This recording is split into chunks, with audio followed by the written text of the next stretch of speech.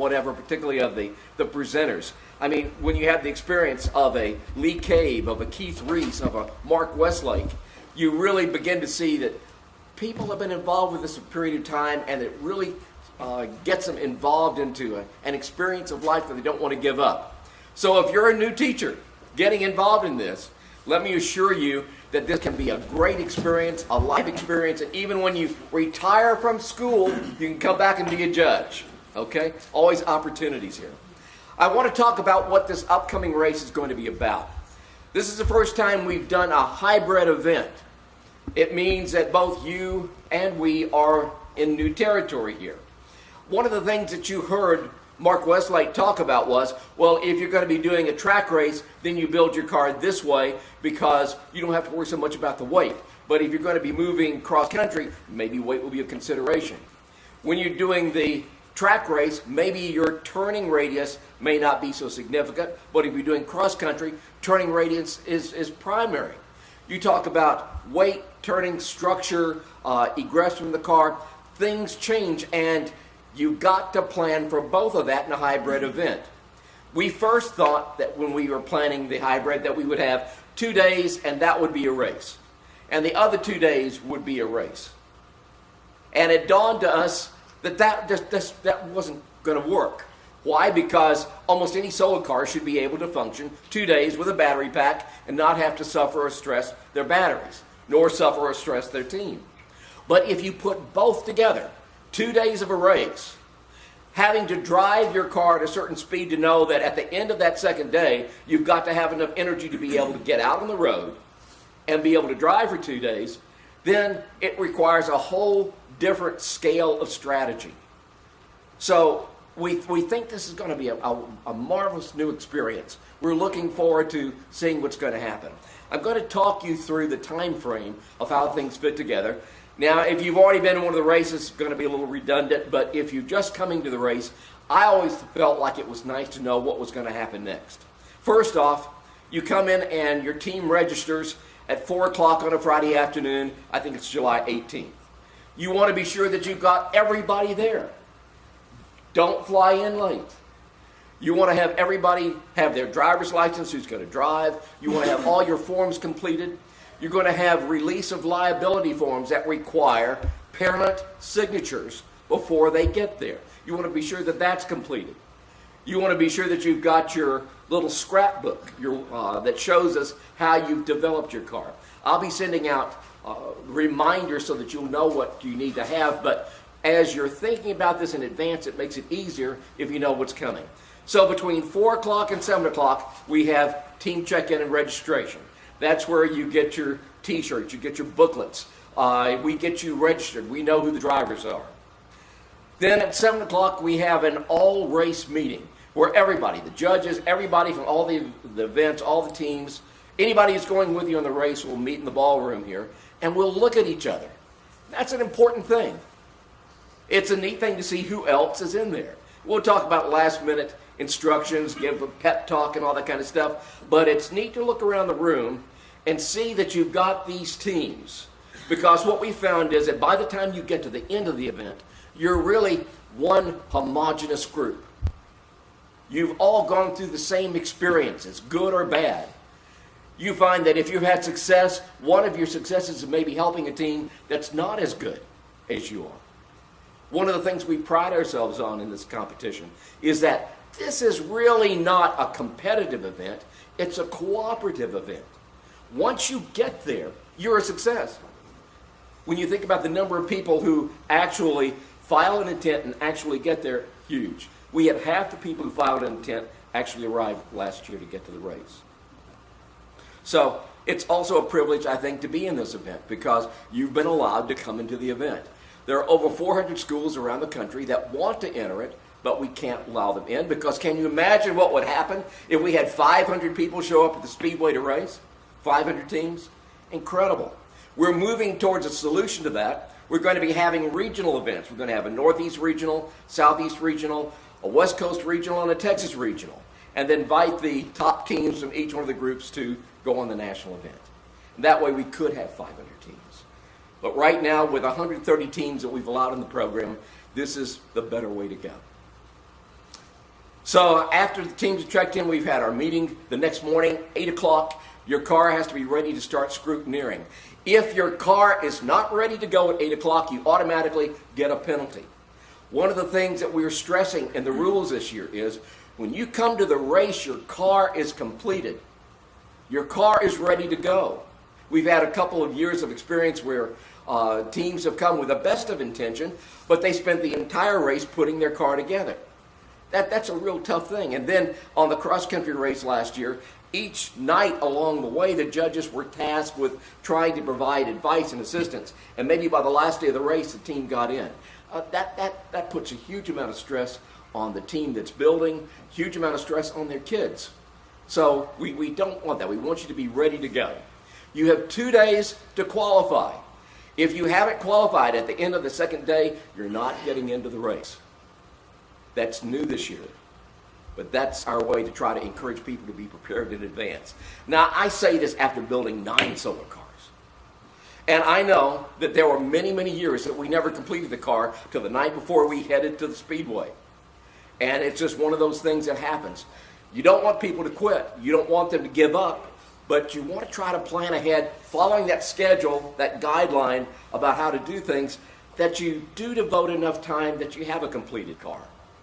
I will never forget, Dr. D, when your first team was out there along one of those side streets out there, and they're doing all kinds of construction, and I hear this huge bang, and I didn't know what happened. You had a battery box explosion. That was the kind of thing that really gets your blood going and all that kind of stuff. And that fine young man you and I were talking about looked at me and he said, "We're going to get it." And that's the kind of attitude it takes. 2 days of scrutineering. So what do you have to do at scrutineering? 1, you need to go through the scrutineering packet and look at the tasks. Station 1 is there to check all the general things about the car. Length, width, height.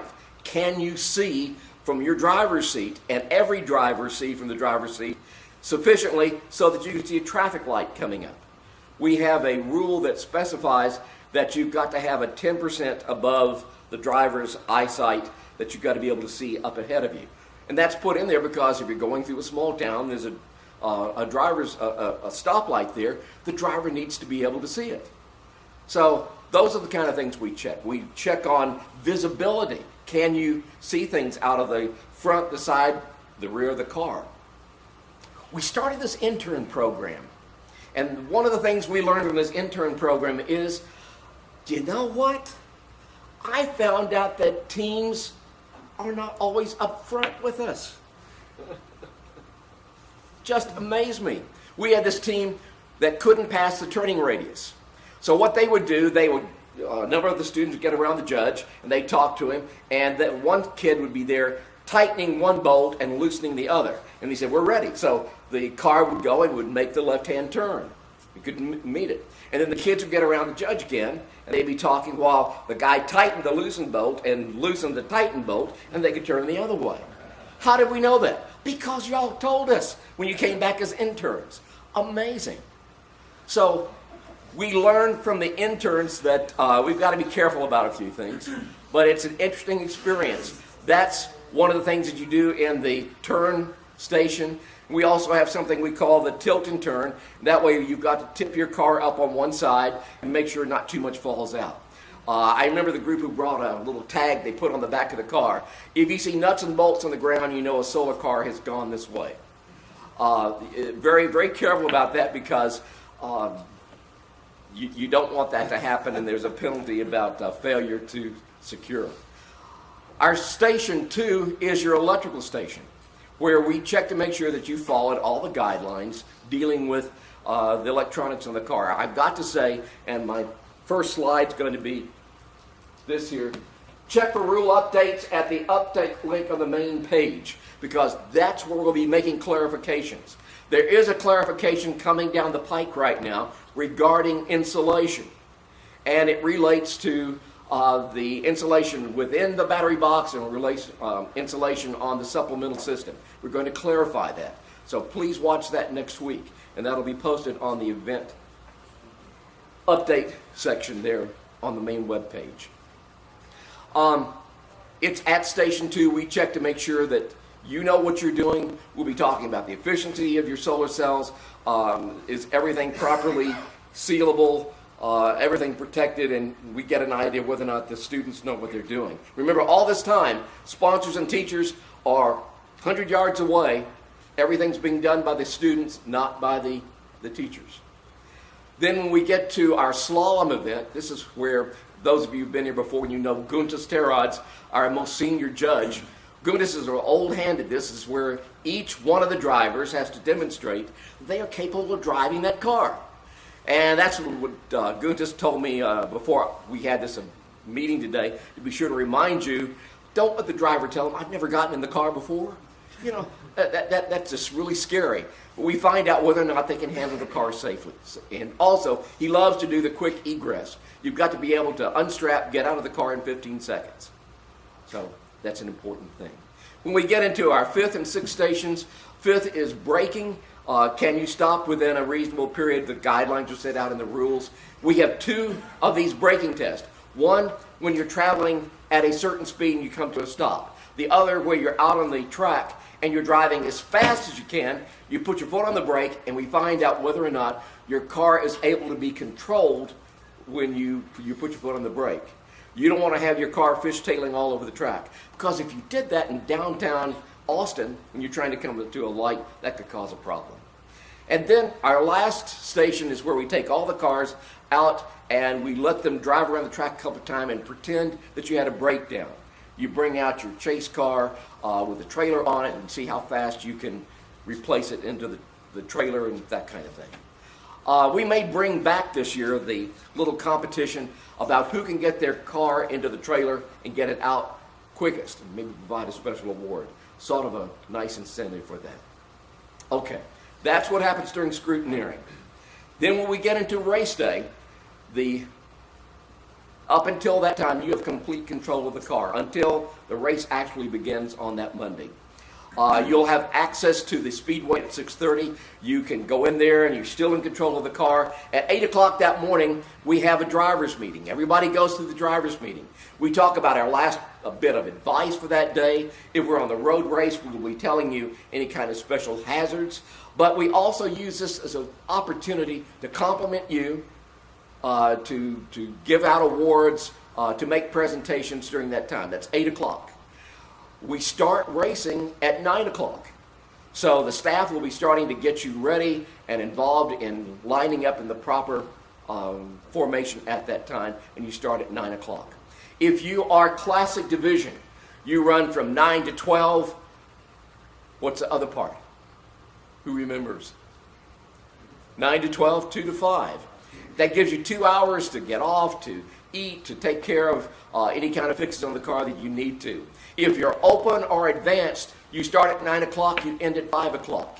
You're required to stop for 30 minutes during that time to provide your driver some kind of break or change out drivers. Open and advanced have the full driving period. If you're going to be a Classic, though, you have the 3 hours in the morning and 3 hours in the afternoon. We do that for 2 days.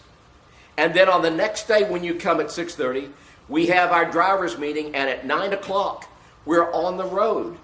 We'll be driving about 110 miles down to the Waco area. Not a straight shoot, but a interesting drive through the hill country, ending up in the Waco area.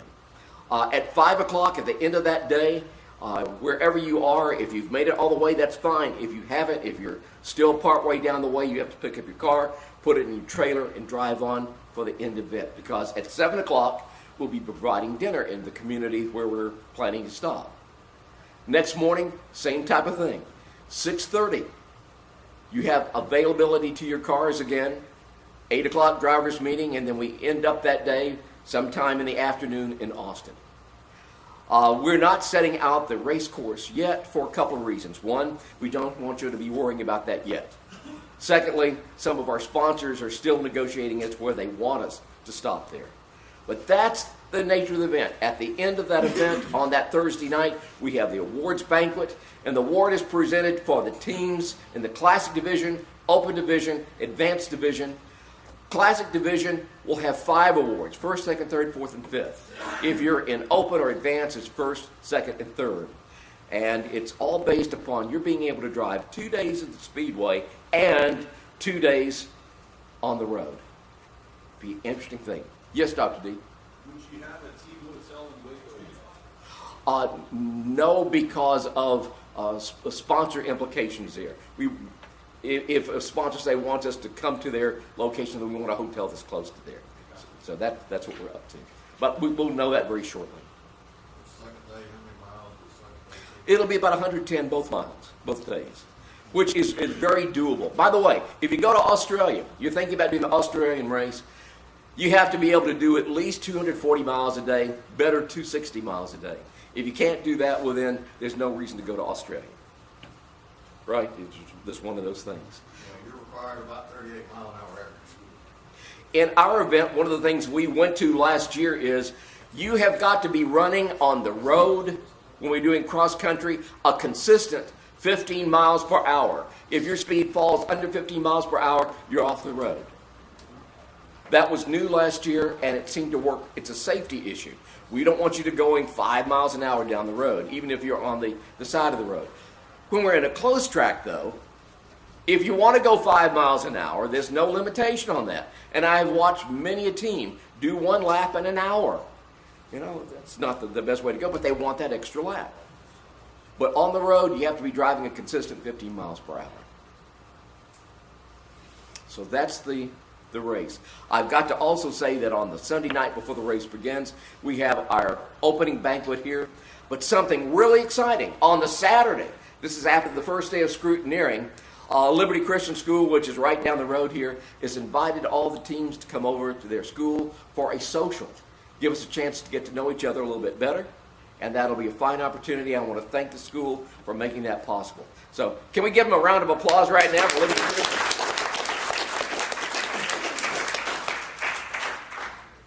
I've got to say that the last time we did a social before an event was in Austin, and we had a bluegrass band in there. And seeing some of the sponsors from different teams dancing with each other, that was a memorable experience as much as the race was. We won't go there. Okay. So anyway, let's talk about the rules for this year. I guess maybe the most important thing is to think about the guideline for days. First off, if you're planning to race in this year's event, you need to have filed an intent by January 31st. Once you file an intent, it means your team is put on a mailing list to automatically receive everything that's going on involving the race.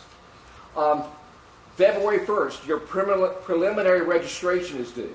The document includes early mechanical drawings, early schematics, and anything else you want to share with us about this. If you have concerns about your car, send me pictures. I've already had one team give me 10 pictures yesterday and say, do you think this will be acceptable? I automatically sent that out to judges around the country, got feedback last night, and it's permitted. The thing that you want to do is make sure that your design, your plans, are ready to go and accepted when you get here to scrutineering. And doing something in advance helps us. Why do we do this preliminary requirement here? So we can get a chance to look at what you're planning. This gives us a chance to help you, provide advice. If you're planning to put battery boxes in the very front of the car, we're going to say that's not probably the best way to go. Things along that line. So it gives us a way to help. Also notice that your registration fee is due on February 1st. And this is our way of knowing that you're serious. The only time that we've ever had to cancel an event was in 1996. We were announcing the event. We had about 8 or 9 teams to say that they were going to do this, and we got down to it, and there was only 2 teams available. I think it was your team and my team. So we decided, well, we can't have just a race of 2. We flip a coin and save all the effort here. So we needed some way to give you a chance to sort of put up some earnest money. That is saying, yeah, we intend to be there. You're invested enough to believe that we're going to be there. That's what it's all about. We don't intend to put the cost of the race on your back. But it's our way of knowing that you're going to be there, because I have to search the country trying to find a judge who's willing to come down and chaperone all these teams to make sure that's going to happen. This past year, when we didn't have this February 1st time, we didn't know with all the teams, 32 teams, 34 teams that had filed an intent, were they all going to be there, because there was no registration fee, not until June 1st. We were in a nightmare thinking we were going to have to take 32 judges cross country to Los Angeles. But we didn't know because nobody put up that earnest fee. That's why we changed it back this year to registration fee is due on February 1st. Final registrations by June 1st, and these are hard dates. You've got to have it in. If you don't have it in, then you lose your space within the race here. And this is where you have all the things that you have to have that designate that you have properly prepared for the race. Your final schematic, electrical schematic, showing us both the main drive system and your supplemental system. Your mechanical drawings spelled out exactly as what needs to be done. You've got to have your sheets involving release of liability, all the stuff set out in Rule 3.6. Okay. 3.6 is where you need to go if you want to find any of the details on this. Here's the information that's provided in that final report. Full mechanical drawings, electrical schematics, your team photo in a digital format. Now you say, well, our car's not ready, and June 1st, it may well not be ready. But get a picture of your kids. Send that in so that we don't have to have a kind of grinching from the designers who put together the race booklet. That orange race booklet, which you, I hope, picked up a copy of outside there. Takes a little while to put that information together, get it designed, get it published early enough so that we can start sending it out to the people along the way, the chambers of commerce, the media. And if we don't have that information from you, then it really makes things tough. Give us some kind of team photo. Your manufacturer's data sheets, which tell us things about your batteries and about your arrays. We need to know that, including voltage per battery, capacity per battery, weight of your battery, and chemistry type. And then the same thing on your solar cells. You want the manufacturer sheet on there. Failure to provide these data sheets will cause a penalty at the time of team check-in. We need to have that information. What I do is when that information comes in June 1st, I look it over, and if you've missed something, I'll send you an email and say, hey, we've missed your electrical schematic. Be sure to get that into us. But if you haven't gotten it in by the time you team register, it's a penalty. Okay, when we start looking at the rules, one of the things with physical structure that we saw that we really need to bring back within the race was the stability ratio here. And that is the width of your car to the length of between your two axles. And what this does is create stability. And one of the reasons why we're doing this related to vehicles, and we had this in the rules originally, but it sort of fell out over the period of years. And what it means is if you've got your distance between your front wheels of your car and then the length between your axles at a right proportion, then if you get a gust of wind or you pass a truck or you do a turn too quickly, that your car is going to remain stable and upright. So our ratio is now the track to the wheelbase ratio is 0.5 to 1 or 1 to 2, whatever way you want to look at it. If you have questions on that, email me or talk to me after our discussion here, and I will go into greater detail on that. Crush zones are hugely important. When I talked earlier about having a safe car, you need to be sure you've got this minimal horizontal distance. There must be a crush zone structural component at least 15 centimeters of horizontal distance away from the drivers in every direction. So if I've got a driver in the car, I've got to have at least 15 centimeters to the outermost part of your car. You've got to have a crush area that can crush in before it hits the driver. In the past, there have been teams that you see the car is so narrow that the width of the driver's shoulder is also the width of the car. That's not good, because if somebody hits them from the side, another car just driving around, a solo car driving around in the garage area, hits them from the side, you have a greater chance of hitting the kid in it than you do the car. So 15 centimeters there.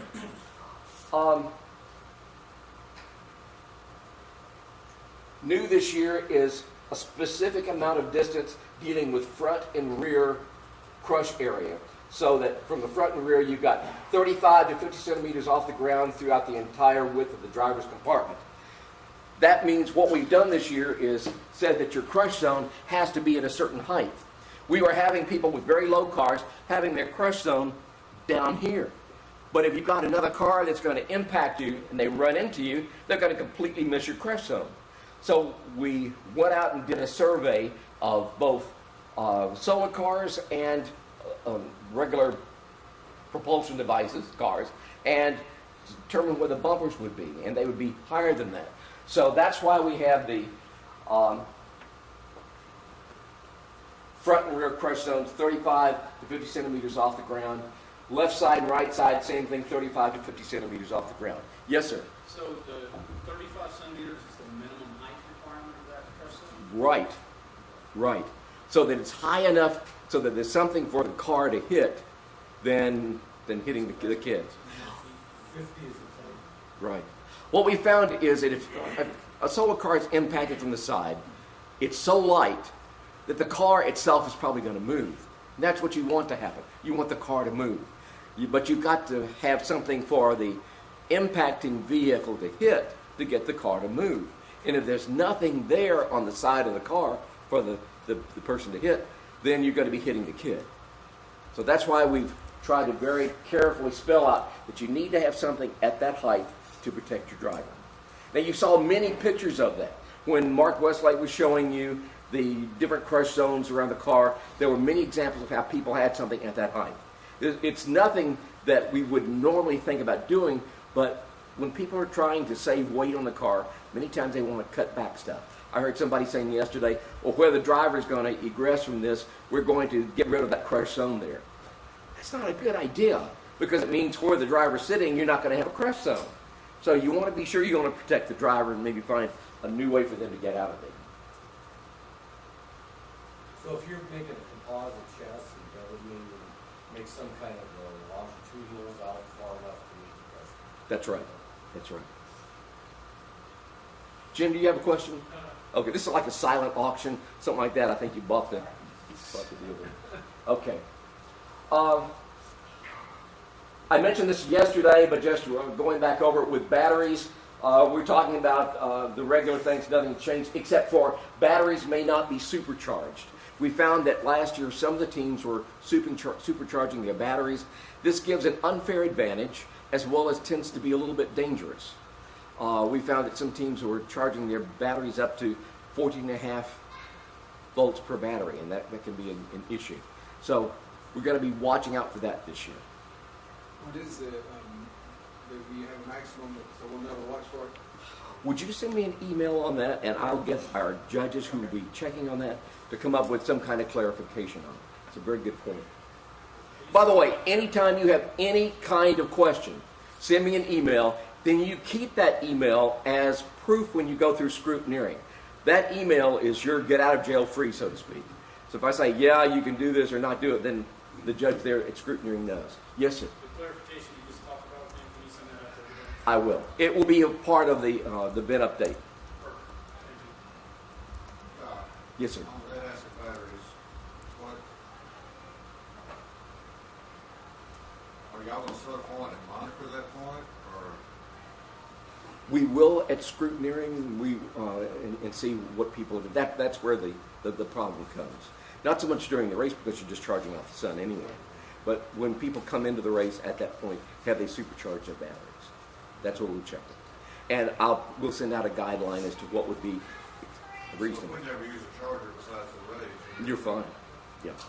That's all. Yeah, that only applies at the beginning of the race. Okay, that answers the question, thank you, sir. Okay, one of the things we have is a no battery reconfiguration rule this year. Once the event is begun, the batteries in the main battery box cannot be reconfigured without permission from me. Reconfiguring is defined as changing the connectivity of the individual batteries in the main battery system. If you have an emergency and you need to do something configuring your batteries, then come to me and let me know. But if you're in your battery box doing different things, throwing out batteries, redoing things, rechanging your wiring in there, you need to let us know because we're not sure what you're doing. A lot of this is just making sure that we know what you're doing.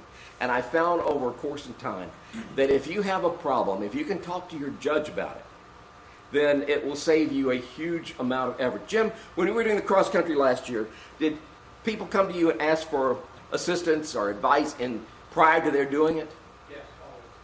It was fairly well approved. Well, this is one of the things that we encourage the judges to do is every day that they meet you to develop a rapport with you and to say, if you're going to do something, let us know in advance so that we can help advise you. But if you have any question, talk to your judge about it and let them help. Let us help you. I'm curious. Tony back there was talking about have multiple battery packs. What advice did you give him? Well, I told him that electronically there's not that much of an advantage of doing it, except if you're in a multiple day race, you can leave one battery pack 100% charged for a cloudy day. That would be an advantage, and maybe 10%. But other than that, it's really not an electrical advantage. It might be a structural advantage for your center of gravity or something like that. Right. But you're still having to carry that battery pack that you're not using down the road, so you might be having an extra 80 pounds, which you have to consider. Okay. Supplemental battery system. As far as enclosure, you have to have the same enclosures for your supplemental system now as you have for your regular. Yes? Dr. Marks, on the battery box, can we get some kind of a rule clarification on the amount of vent holes or the amount of air space in your battery box? We showed up last year with what I considered a very well ventilated battery box. It was full and it had too many holes. Too many holes. Could take me linking back up into the car. We worked with our machinist is a hot rodder, Yes. and he had that louver machine like you put in the hood of a hot rod car, Mm-hmm. and he louvered our battery box for us for ventilation, and we were told that was too much. Well, part of the issue there goes back to one of the early problems in solar car racing, which was fumes from the battery box getting into the passenger compartment and causing a problem. The 1993 Phoenix 500 almost killed a kid because fumes from the battery box had gotten into the driver's compartment and there was a real issue there. So solar racing after that adopted this rule of having a strong intake and exhaust system so that those fumes don't get into the passenger compartment. But I've never, except for one time, had the issue of too much ventilation, and that's when I ran across a team that built their battery box completely out of a screen type of system that allowed total ventilation. I'm not saying whose team it was, but it was a remarkable program, and we realized that we needed to clarify there. How about this? Would you send me an email on this, and we will put a clarification on the event update page. Okay, I understand. It's nice to know how much is good and how much is too much. Are the plans required on the supplemental box same as the main propulsion? Since this is the first year we're doing this and the boxes are so much smaller, we're going to say it's what's adequate. It depends on the size of your supplemental battery. But I mean, you are requiring plans. Yes. That was my Yes. question. You are Because we find the supplemental batteries are generally sitting right next to the driver, and you're getting that same That's the way problem. we've been. We're going to have to do this. We're going to have to address this.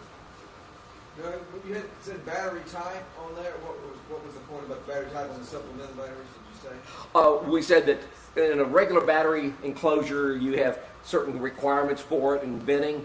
You have to do the same thing for the supplemental system. You have to put your supplemental battery in an enclosure. Part of the reason for this is most of the time it's right in with the driver too, and since we're trying to make sure that those batteries don't fly around, this means the same hold it down requirements for the main battery also applies to the supplemental battery. This is something that's very important on a cross-country race, and that is your visibility here. We take the driver, put him in there, and look at the horizontal line of their sight. We make sure that they have a chance to see close enough here so that if there was something in the road, like a dead skunk, they would have a chance to avoid it. Or if there was a speed hump in the road, they would be able to take some kind of preparation for this. We put this in here because sometimes the driver is so far back in the car that they really can't see what they're getting ready to run over. So we make sure that there's adequate sight for what's ahead of them. We also make sure that they're able to see what's coming up to them from above, and this allows protection in the event that there would be some accidental separation between the solar car and the lead car, and the solar car couldn't see a stoplight that they're coming to. Now, one of the primary guidances on a cross-country race is that the solar car and the chase car, the car that's directly behind it, never get separated. If you get separated, you're going to have a penalty there. because you want to have that chase car behind you to protect you from anybody who's coming up from behind. On some occasions, if you're going through a small town, your lead car may get separated from you because the lead car is not paying attention to what's going on. They go too fast, they go through the light, but the solar car can't make it through the light. So the lead car is way down the road there. You've got the solar car ready to try to go through the intersection, but since they're right up next to the intersection, if they can't see the stoplight, then they don't know when to go and when not to go. So this particular provision in here guarantees, or hopefully guarantees, that you're able to see what you're going to be coming up to. Your side vision, pretty obvious to be able to see what's coming on either side. Your rear vision, we checked thoroughly in Station 1, and that's where we also found out that people were not being upfront with us. We asked the driver, can you see what's going on? What color is the card we're holding up? We found out people developed all kinds of funny little hand signs that they were doing to try to get around this. You really need to be able to have good rear vision, and this is not only important on a cross-country race, but at a track race. You're driving along there and you want to know that there's somebody coming up behind you and wanting to pass you. They're going to be honking a horn, but you want to be able to see them. If this is the 30th lap that you've made, drivers tend to get almost comatose in there. And you want to be aware of what's coming up behind you. If somebody's going to pass you and you think, well, I'm going to pull out a little bit more on the track, you might have a collision. So we want to make sure that you can see what's going on behind you. Very important there. Notice for driver safety, you have a seat belt, 5-point seat belt, and that you use grade 8 bolts to hold you into the frame of your car. We've already talked about impact protection. You've got to have a windshield. Windshield means something that's going to be in between you and the road. I remember during this past race, we had a problem halfway through the race. We were looking at one of the cars, and the windshield came up like this on the driver. So you were finding feathers and insects flying into the driver's face. Don't want that. You want to make sure you've got an adequate windshield, and if you plan on it early enough, you've got to have it aerodynamic. The cockpit egress in 15 seconds. In case you've got a fire, you want to make sure your driver can get out of there. We had a fire in one of my early cars. I find it didn't take 15 seconds. It took 4.5 seconds for the kid to get out of there. Huge incentive. But you want to make sure the person can get out. Fire extinguisher in the car, fire extinguisher in the chase car. You want to have a liquid container in your solar car. Make sure you've got a belly pan, forced air ventilation, driver seat, neck protections, battery spill kit. This is more historic than anything, but if you were by yourself and you find you had a wreck and your battery was cracked open, we provide you a little box of baking soda so you could use it as neutralizing. That's probably not going to happen, but we continue to provide it so that it never will happen. Battery spill kit for the exotic batteries. Are y'all going to require anything there? Yes, we do, but it provides that. One thing that's new in the race is that sandals, flip-flops, not going to go. And that's for everybody, not just the drivers. Everybody has to be in tennis shoes, closed-toed shoes, because of the potential of injury at the speedway. This is one of the things the speedways ask us about, because I remember the director of public relations grabbed me by the back of the neck and he said, I see 4 young ladies over there in flip-flops, and most of the time they're not in the shoes, and they're going to be burned. They don't realize it's 139 to 159 degrees on that tarmac there. You're going to have some serious burn injuries. So anybody out there has got to have closed-toed shoes, tennis shoes, things like that. If you have parents coming out, if you have guests and sponsors, they have to comply too. If you have parents out there or sponsors, they've got to have a hat on too. Everybody out there has to have a hat. If you have a mom come out there and she just had her hair done and she didn't have a hat on, that's a 1-lap penalty. And the reason is we don't know, judges across the way don't know, and we will assign a penalty, and later on that night, well, we must have been a parent. Everybody who comes out there's got to have a hat on. So just to let you know, yes. So my wife's a big fan of the baseball cap. Not a member of the team. Will a baseball cap work on non-team members? Yes. However, if you are on a solar car team, no. That's why I said non-team members. And the reason for that is you're out there in the sun so long that if you just got a baseball cap on, we've had bad burns on the ears before, and it's really, it's not advisable. But I'm figuring that parents are probably not going to be out there as long as a student's going to be. So, yeah, we've allowed that before.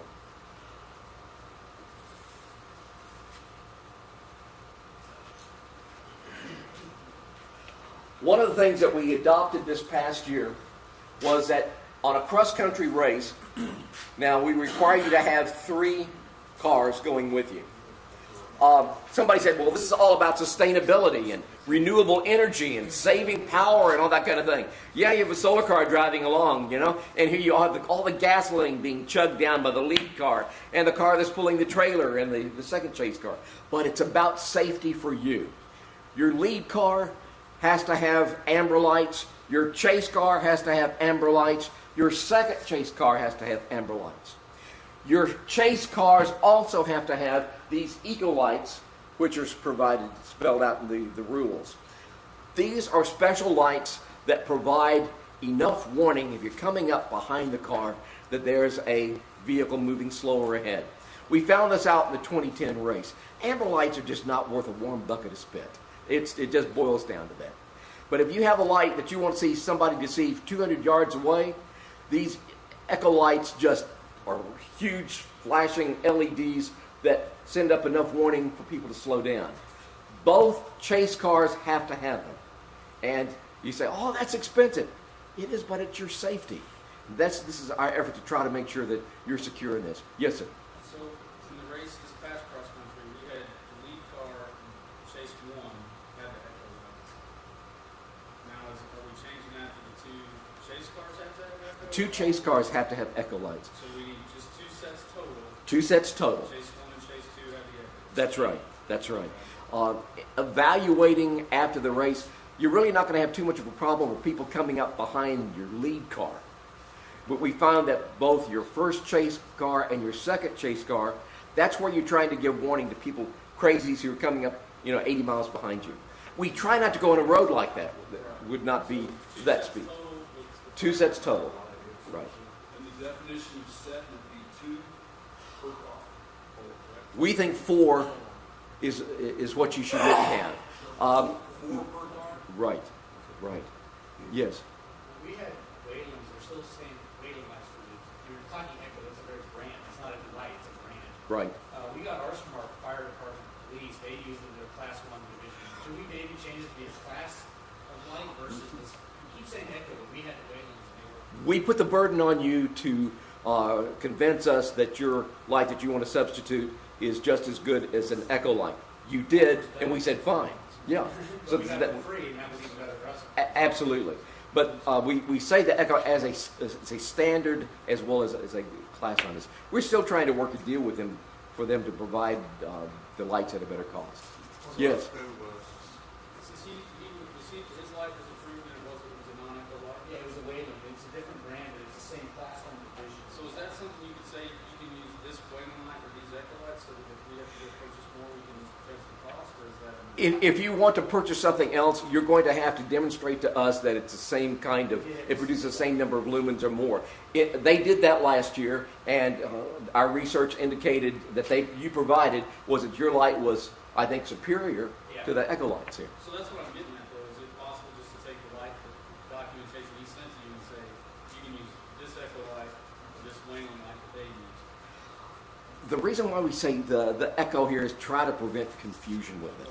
Right. If we do this and we know what we get is going to be fine, we don't want somebody to come here on the actual day of scrutineering and say, well, we've got something here and we think it's just as good as this, and then you're out on a Saturday night trying to find something.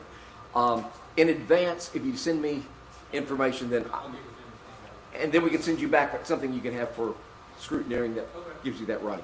We're not all about trying to get people to spend money. We're talking about trying to improve safety here. Echo lights are cool because we got passed by a team that was trailing and it was 10 miles probably from peak to peak, and you can still see them. Barely see the car, but you can see the echo light. Right. It's a significant improvement being able to see what's going on. Dr. Mark, Yes, sir. can we still use the school bus for chase, or the third lead over back? You can, but it's going to have lights on it, echo lights on it. Well, that's what I'm saying, if Mhm. we add lights or whatever, You can. it should have one, that's just a strobe, it should have one there already. You're going to need to have 4 echo Well, lights. that's what I'm saying, Yeah. if we had the other three. You can. And many of the people had rigged temporary installations of them, so they just put them on, put them off. I saw a really cool Lexus hatchback which had it on it. You know, it was excellent. I want to keep it like that all the time. One of the things we're adding this year, this little clarification. You know, I said the philosophy of our event is this is a cooperation. It's not a competition. If you fly by a team and you flip them off, that's not cool. It's not what we're all about.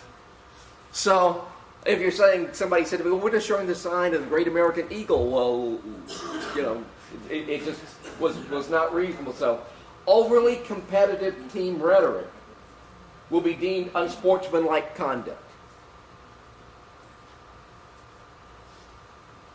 Just saying. Just saying.